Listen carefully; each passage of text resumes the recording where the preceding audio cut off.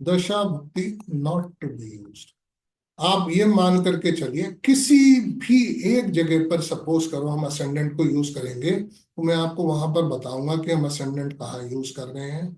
दशा भुक्ति को जहां हम यूज करेंगे, बहुत कम जगह पर हम लोग उसका जिक्र करेंगे, या हम लोग उसको यूज करेंगे, बहुत रेयर किसी चीज में मैं आपको बताऊंगा, तब आप दशा भुक्ति को यूज करेंगे।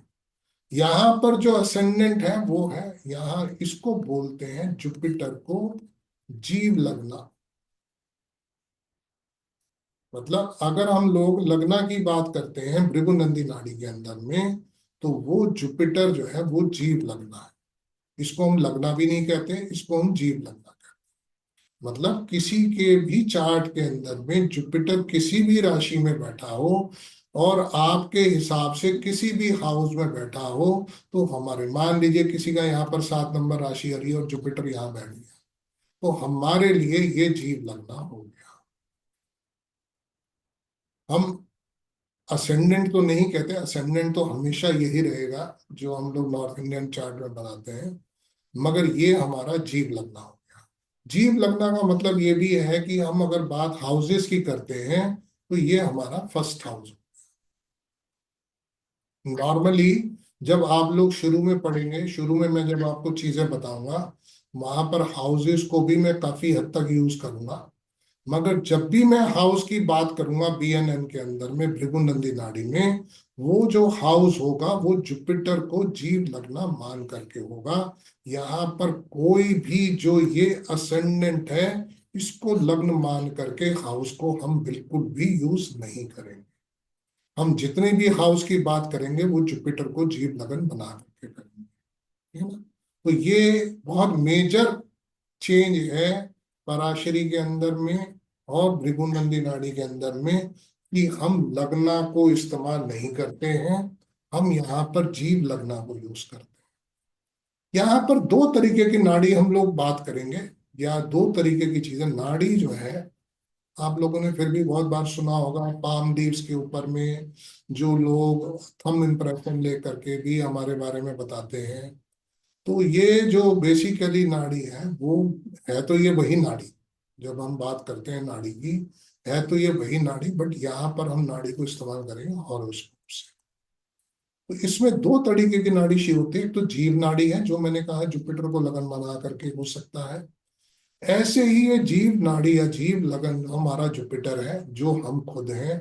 ऐसे ही सूर्य की अगर बात करें, वो पिता का जीव कारक है। मून की बात करेंगे तो वो माता का जीव कारक है। वीनस की बात करेंगे तो वो फीमेल भी है और वाइफ भी है। तो अलग अलग ये मैं सारी चीजें आपको आगे बताऊंगा। तो ये जीव नाड़ी। अजीब नाड़ी भी है। जितनी भी बातें जब अजीब है, जो कि नॉन लिविंग बीइंग्स हैं, उसको हम अजीब नाड़ी कहें। जितनी भी नॉन लिविंग बीइंग्स हैं, उनको हम अजीब नाड़ी करेंगे।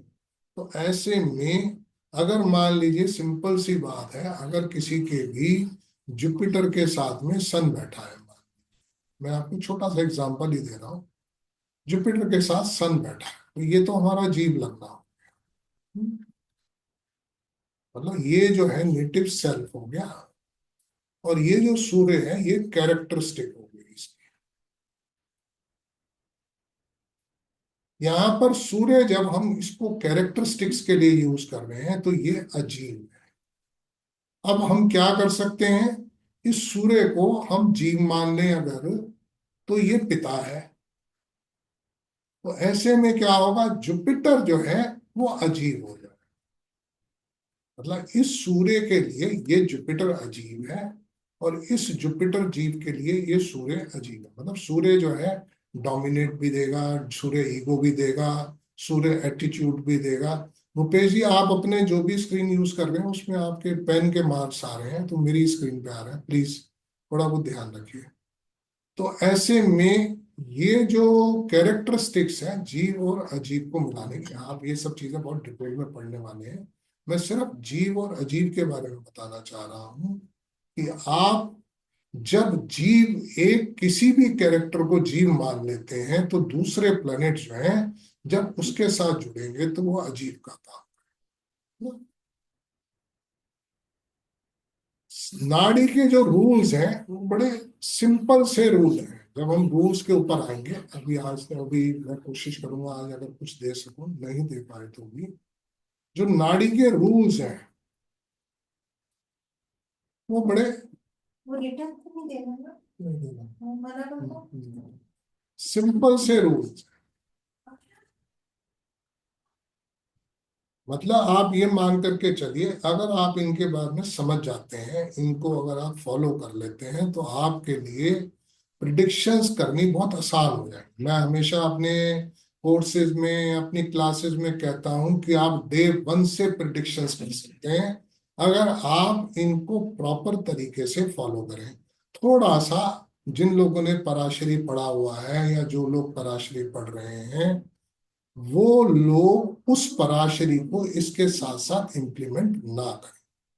अगर मान लीजिए आप इसके रूल्स के साथ कभी कभी क्रॉस चेक करने के लिए कभी कभी सोचें कि नहीं, पराशरी में तो हमें ये दिखाई दे रहा है, इसके अंदर ऐसे दिखाई दे रहा है, तो आई विल रिक्वेस्ट, जब आप बीएनएन यूज करें तो प्योरली बीएनएन यूज करें। मैं आपसे कह सकता हूं, you will find amazing results.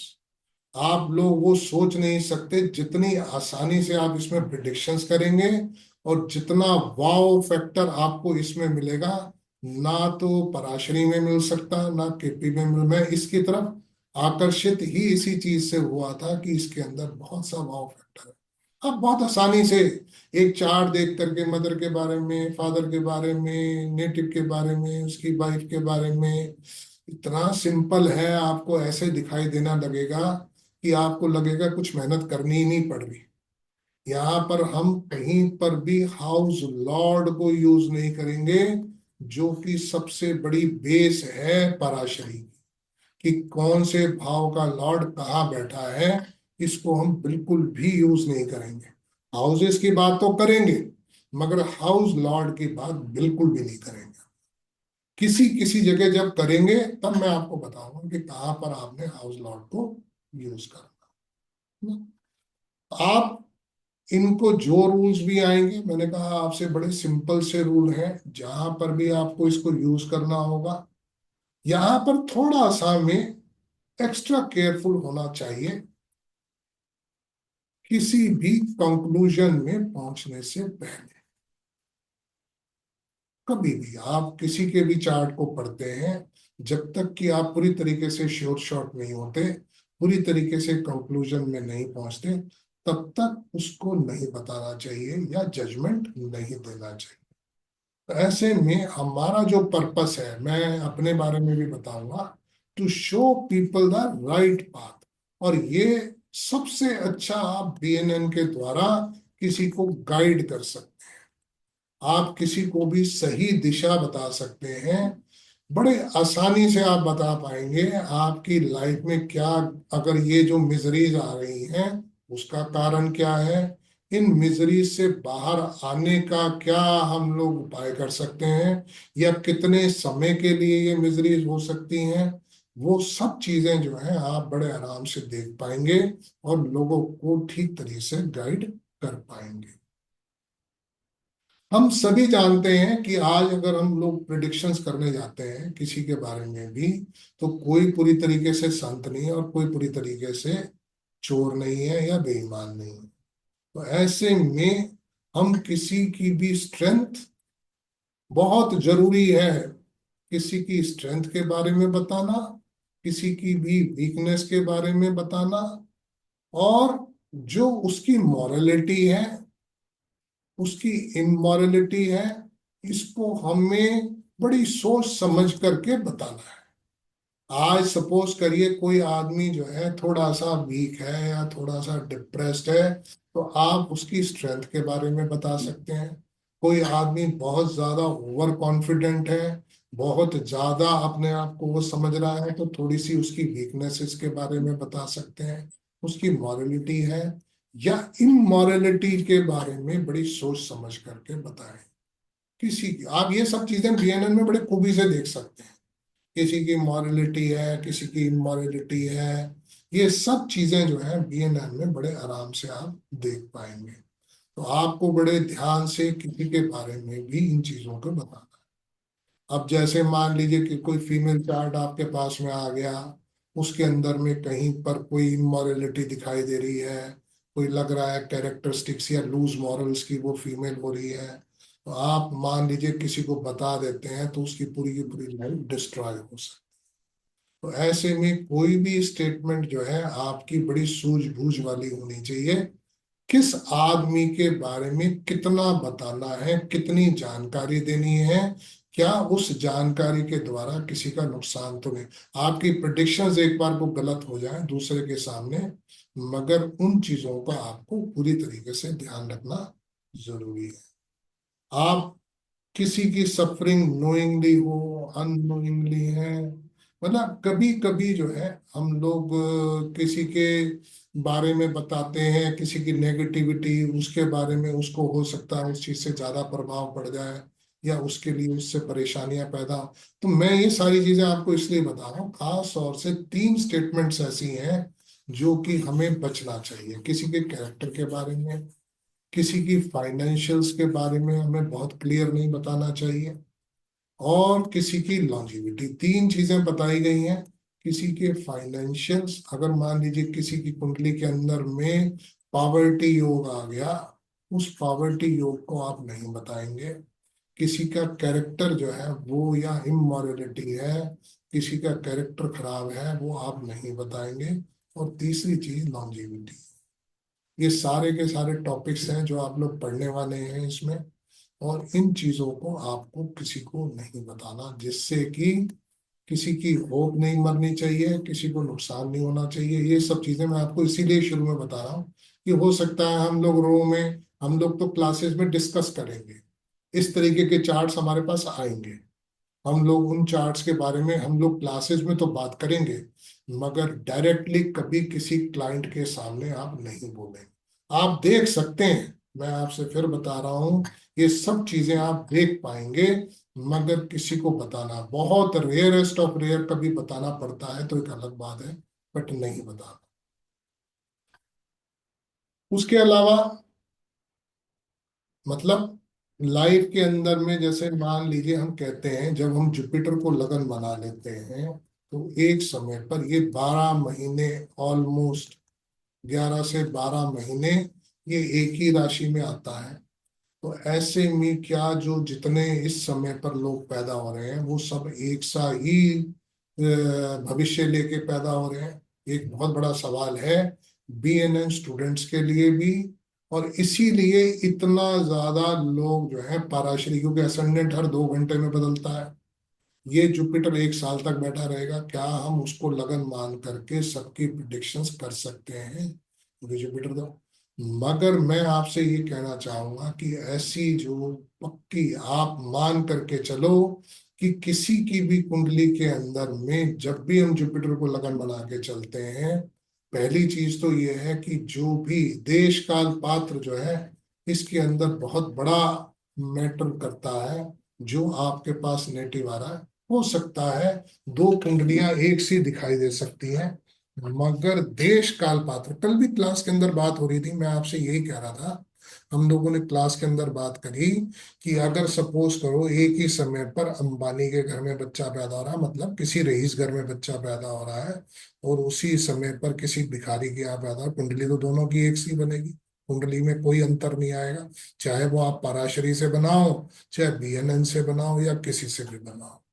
तो हम उसमें अंतर कैसे देख पाएंगे, या उसके भविष्य के बारे में हम कैसे प्रेडिक्शंस कर सकते हैं?